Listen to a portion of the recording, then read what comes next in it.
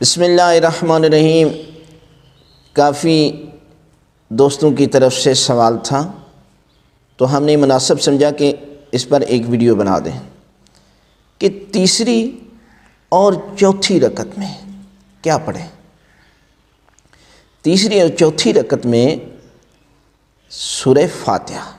یعنی سورہ الحمد پڑھ سکتے ہیں ایک دفعہ، یا آپ کو اختیار دیا گیا ہے کہ آپ تسبیحات اربع پڑھیں۔ سورہ الحمد بسم اللہ کے ساتھ ایک دفعہ اور تسبیحات اربع بغیر بسم اللہ کے آپ زیادہ سے زیادہ 3 مرتبہ اور کم سے کم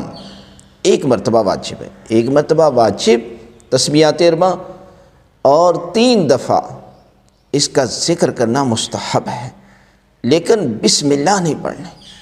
اس لیے کہ بسم اللہ جو ہے وہ سورہ فاتحہ یعنی آپ نے سورت پڑھنی ہے تو پھر بسم اللہ ہے،